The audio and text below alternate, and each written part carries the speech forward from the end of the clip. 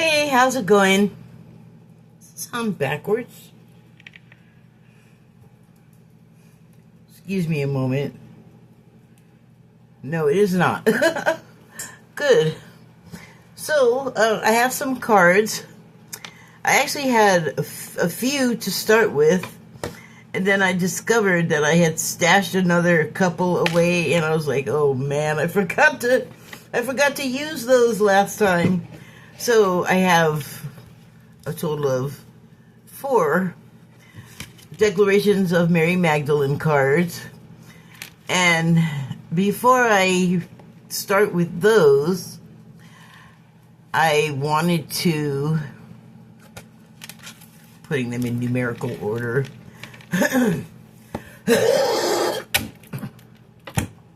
talk about some things. So, it's about how to cope, or how I've been coping, and even more than that, about like starting here and now to be part of the construction of like a new and better way, a post the current presidential administration way of living. Like, that has started a trend of a number of societal ills, I'd say. And I don't want to participate in that. And it seems like for some people it's easier to just go along with that. And I don't know, I guess if you can't beat them, join them kind of thing. But I feel like it's just doubling down on what we've been doing, and like nobody's happy, really. I mean, everybody's got a problem with everybody else. Like, one group of people is making another group of people unhappy, or another group of people is just existing and making groups unhappy, and that is unhappy for the groups that are just existing, that are not trying to participate in stuff. So I was feeling like whatever you put in is gonna contribute to the overall masterpiece, I guess. I want to stop at this point and, dang it, let you look at my signs. And, well, I was plugged in, so this is better. I don't like to be tethered. So just, that's my disclaimer. This is opinion commentary for your entertainment. And so, like I was saying, I feel like whatever you contribute to the overall whatever you contribute overall to the overall masterpiece. Okay, I guess I can't be plugged in right now, but it makes a difference. Like, people dismiss the impact of thoughts and prayers, but if you're sincere and you actually do have the person plight in mind, and you do care for their recovery or their peace or whatever it is they need to help them, you know, out of the situation that they're in, that they need help with on the spiritual level. And there's a lot of ways of doing things to affect the situation. And that's good. Like, everybody shouldn't be doing the same thing, because then, like, some other things will be neglected that could help. So I decided, not too long ago, to say less on Blue Sky. And I've been having feelings about being on there, because there's a lot of energy coming off of there, a lot of, like, screaming and yelling energy, and even if it's not directed at you, you still, like, absorb it, some of us. And so it's just kind of taxing being on there. But what feels better for me is not reacting or responding, if possible, just like laughing at it, or even getting mad at it briefly, or whatever it is. Most of the time now, I'm not even really having to try anymore, which is nice. most of the time now, even if I start to write a response, I end up, if I write it all out even, I end up not posting it. I end up canceling it. Not even saving the draft, I just get rid of it. And I guess that's a good way to go ahead and get that initial burst of emotion out of your system, and, well, then you're not in a fight or whatever. You know, whoever posted the thing, generally, if someone posts something and I respond, they have posted something and I'm responding to what they posted, not to the particular individual that reposted something. But there have been a couple of times where the person thought I was just definitely talking about them, definitely trying to insult them and or start a fight. And I don't want to do that. That's more energy coming off of there and anywhere else, really, that it doesn't make me feel good. I don't know how the other person feels, but that is the type of thing that I don't want to double down on. I don't want to add to that. So I felt like the less said, the better. And that's kind of working, but I promise you, this was so strange. The day I decided this and went on there and just pretty much looked all day, I reposted some things, but you can do that without saying anything. And then if what you're reposting isn't a message of some type, like if it's just a picture of a painting or an animal or a landscape, then no one really can say anything, if you don't add a comment. So that's what I was doing that very, very first day. And I made the mistake of responding to something someone said, but I was agreeing with them. But they, I guess, just didn't get my sense of humor, or else it was that time that comes along occasionally where I feel like I'm no longer speaking English, I'm speaking like Cantonese, but everyone else doesn't understand it. It's just like, I said the same thing yesterday and everybody understood it, and today people are mad and want to fight. And I also don't want to do that because I feel like that adds an energy to the overall everything. There's enough of that. Like, I don't need to be adding more. So that is sort of where my head has been at. But recently, I broke my own rule, which I have about name calling. And the rule is don't do that if you can possibly avoid it. And it's difficult being on a place like Blue Sky, for instance, where many of the posts have added commentary that is not necessarily complimentary or nice or helpful. And so this is what I do. Like, I'm a big fan of mockery, and it's easy. You don't really have to say anything because a lot of times the headline will speak ridiculous for itself, and my only comment will be like a snicker face, like, so, and that generally does okay. But I got upset on Blue Sky about the water situation and the data centers, and I said, wealthy morons need water too. And it's true, but I should not have called them a name. And then, like, after that, I see a lot more of people being called a moron. So I'm laughing, and I do think it's a little funny, but I also think I could have just left that word out. Wealthy people need water too would have been just fine. So I felt terrible because I did impose this rule upon myself like a long time ago.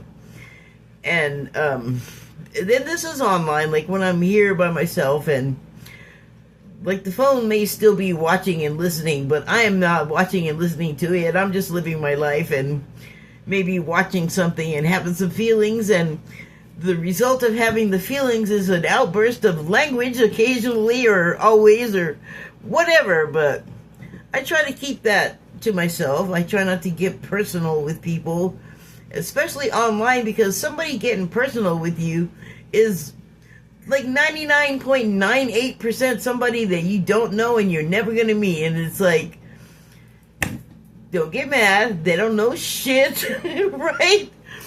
And, like, why are you so mad? I am also a stranger to you. Like, what?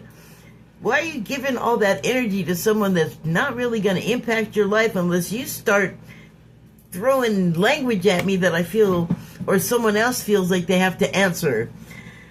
So I just try to stay out of situations where that kind of interplay is taking place, and I will just back out or just block the person or whatever, but I'm just not doing it anymore because, like I said, there's enough people already doing it. And then I also, again, I broke my rule a second time when I was on Blue Sky, and I was placing an order, or I was attempting to, but I was getting the wrong number of items in the cart, and I was a little frustrated, and I made a comment, and in there I used a variation of the R word.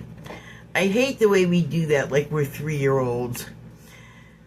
But I used a variation about myself because I was like, just couldn't get this thing right, but that's my life. Like, I am not great with the online stuff, and it always finds a way to F-U-C-K with me. So, but that was it, and I'm like, this was weeks ago, both of them, and I'm still just like, oh, like, that's not right, I have to fix it. I have to explain myself. Not that anyone's paying attention, but I am, and maybe someone is paying attention. So, yeah, I think what I'm trying to get at is everything's getting to be a bit much, and I'm turning off a lot of stuff because it's just making me feel bad, basically. Or making me want to get sucked into arguments, which I don't want to feel that way either. And I think if the fewer of us that participate in that, the fewer arguments can happen. I mean, there's got to be different ways to deal with life and the times that we're in right now, and the societal stuff that we have with each other.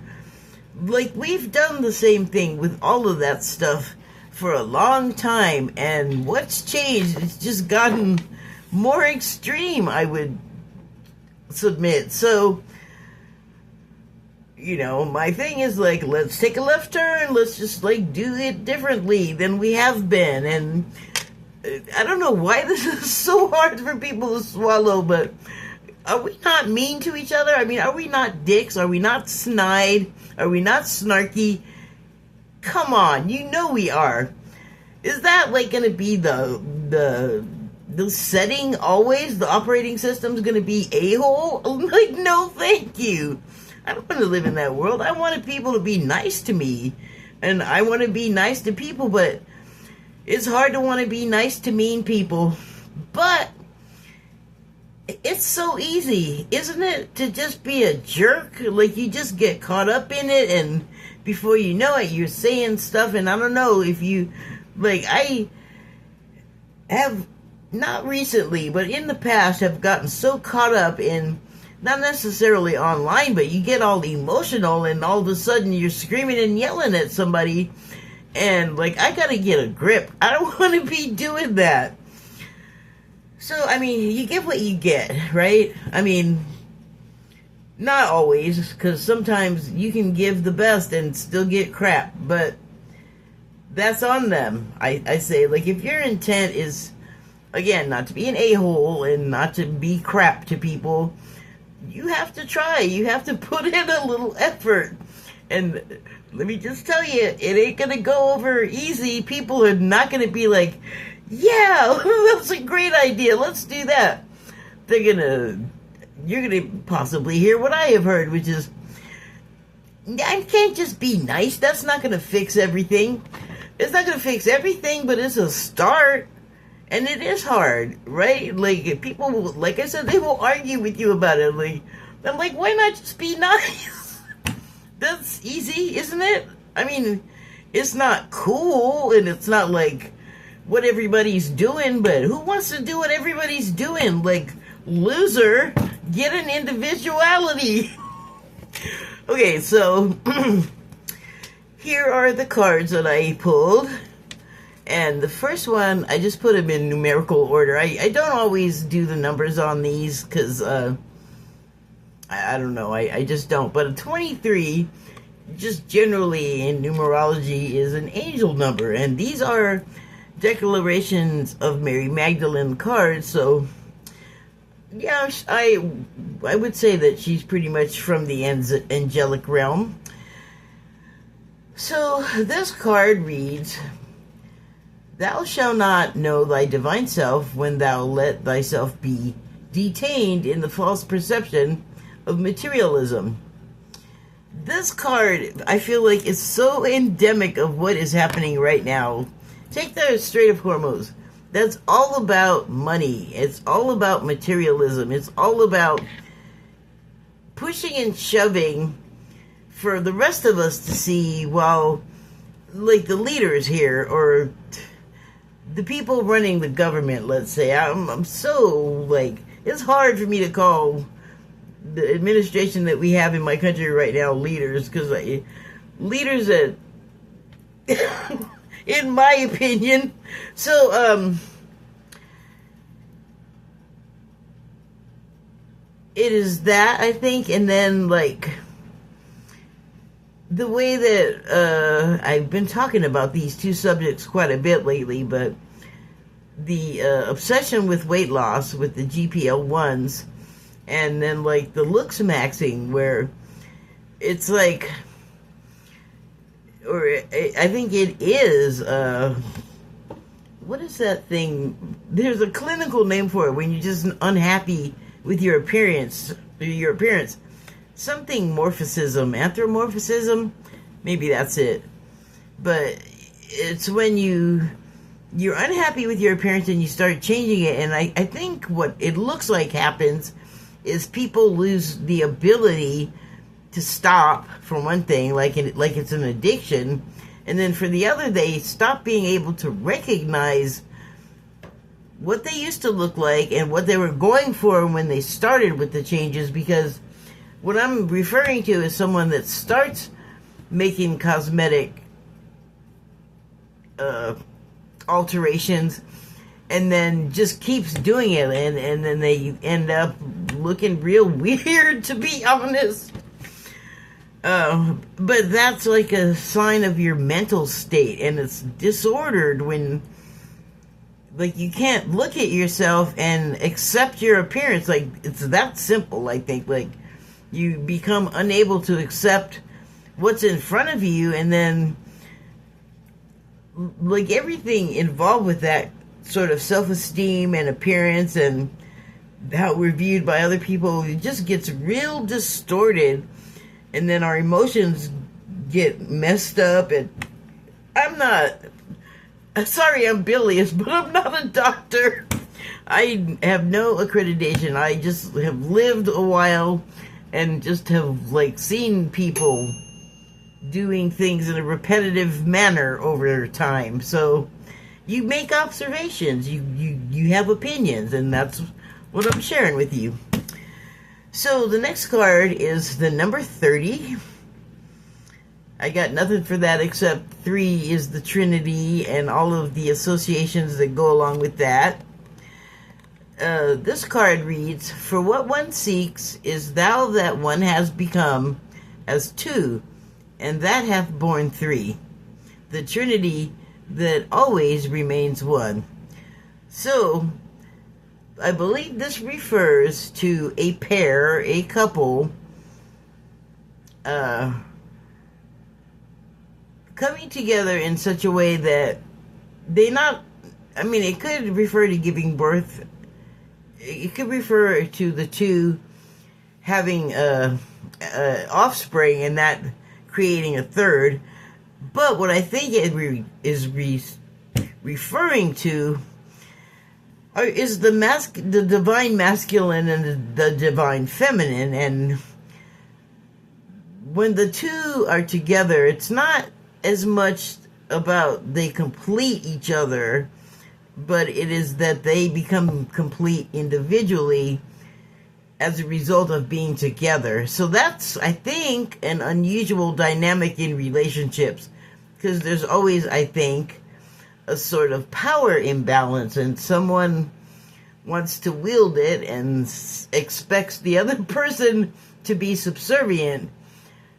Not, it could be like in varying degrees of subservience, but what I think this card is talking about is a balance of personalities together that do not lose themselves in each other, but remain and become more of their individual selves as a result of being together. And that creates a power, allegedly, that is along the lines of Jesus Christ and Mary Magdalene. So she probably knows whence of she speaks. I gotta drink some water because apparently I'm choking.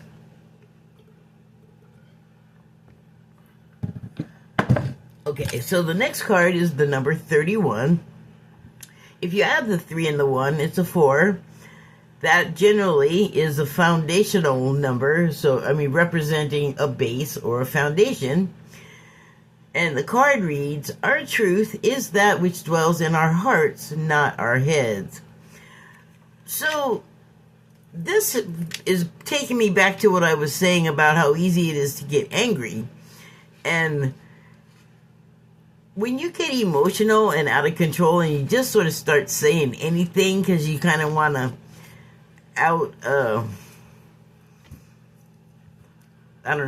say what the other person is saying to you if it's an argument situation.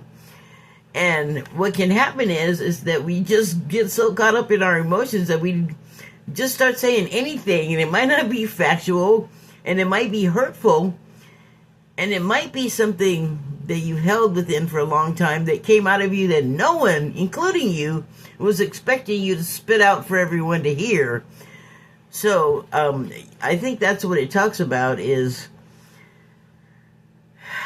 we are hotheads, and so we can move away from what's actually in our heart for a myriad of reasons. It could be embarrassing for some reason, or humiliating, or, who knows what's going on in our heads when our hearts are wounded by something like unrequited love.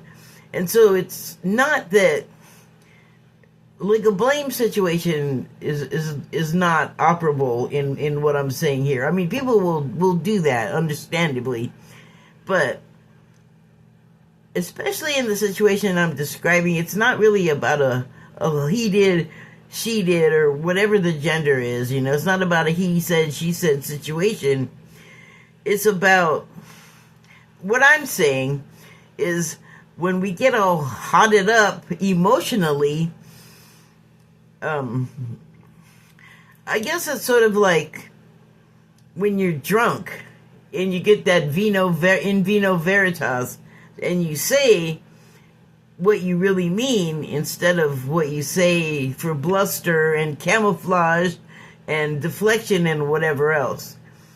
So any one of those scenarios I described, I guess, is a matter of our heads taking us away from what's really in our hearts.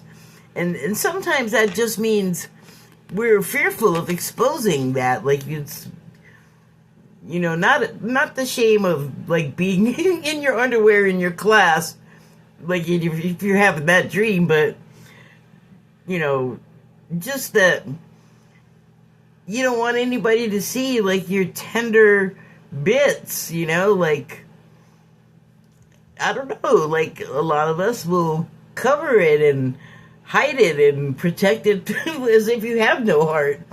And that's not good either, though. Okay, so, in my opinion, okay, so the last card is number 37. Numerologically, that works out to a 10, and that breaks down to a 1, and the 1 is the master number of all of the numbers. It's the number 1.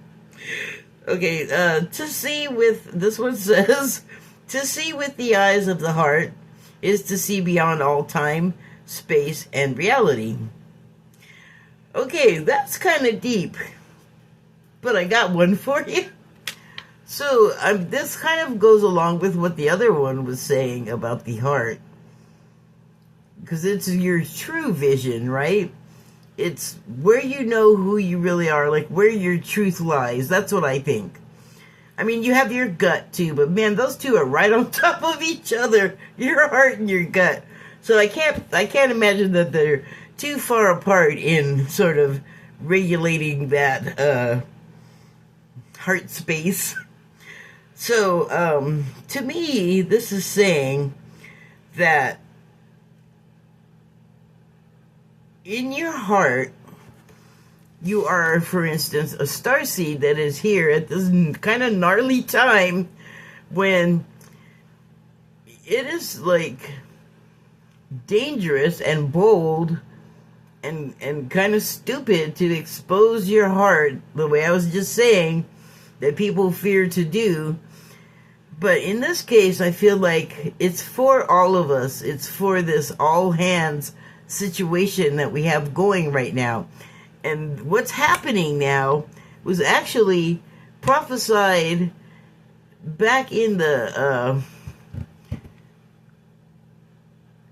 what is it called?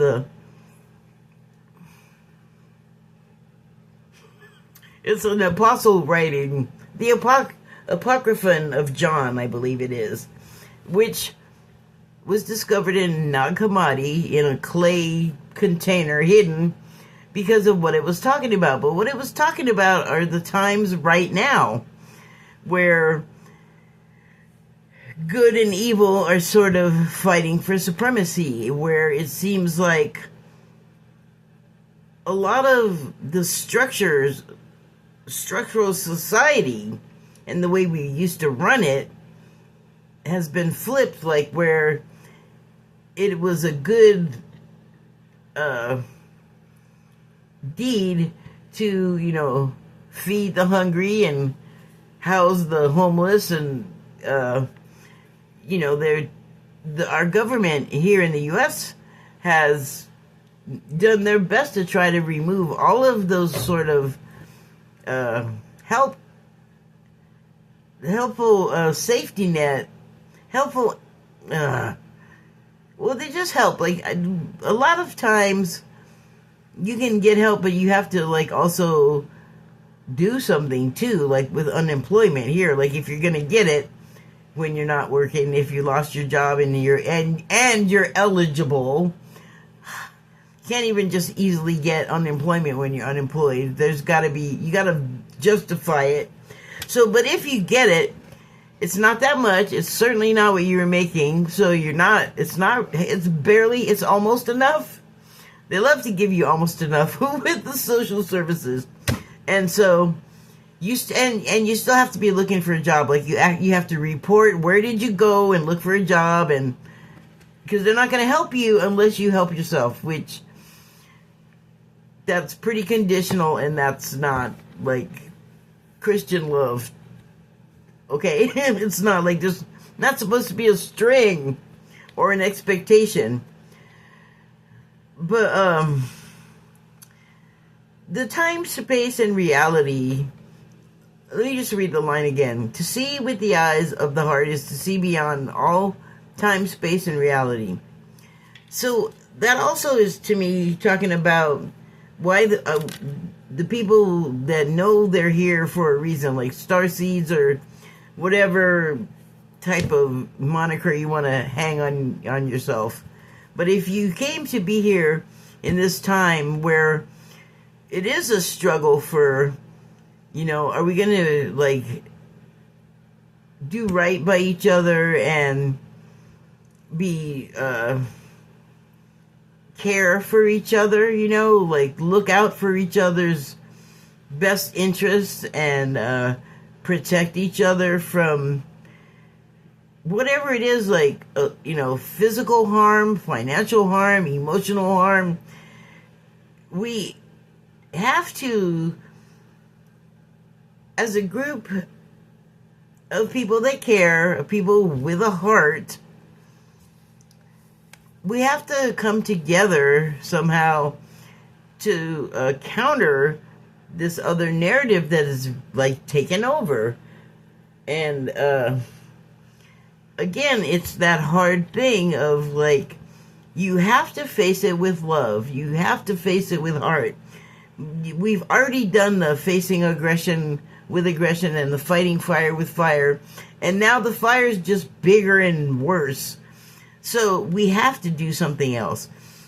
And it's more about like changing things and making a shift and a transition away from this anger and aggression and ownership and consumerism and capitalism and commerce. Like, all of those things have got us to this place where we're at each other's throats, suspicious of each other. It is like go on the street and see if you can find someone that'll cop to loving their brother, like, just because they're alive and they're another human, and that's enough. Good luck, I think. I could be wrong. I hope I'm wrong. I would love to be wrong, because that's kind of, really believe that's where we have to be to counter this ugliness. Like, it's like we have to counter the whole landscape of not going to care if you're hurt, not going to care if I hurt you, if someone else hurts you, if you lose everything, not going to care, or that should happen to you because of some reason that is kind of like without substance. And we're just used to living in that world. We don't even think of acting differently to change things. But that is the message. That is the good news that I'm bringing you. If we don't behave differently, if we don't want things to be different, like, I don't need to get over on anybody else. You know what I need? I need for everybody to be getting over good, like, equally, like everybody getting over. That's what I need. I don't need to, like, betray people. And even if I get mad, I need to just deal with that myself. I don't need to put it all over other people. Even if it's the person that made me mad, like, what can someone really do to me to make me mad enough to hate them forever? There used to be things, but I feel like we're encountering so much worse stuff now that my things that I was like, I'll never speak to you again, was so petty. I'm over that. Like, I'm ready to, like, conquer the harder task of learning to love and forgive these people that want to see me dead, want to see me have bad fortune, want to see me suffer. Okay, honey, if that's what you got to do, I'm not really interested. I don't want to participate, but, good luck with that. But I don't want to give them back what I'm getting, because that's getting us nowhere. That is my belief. That is my opinion. That's all I have to say. Thank you and good night.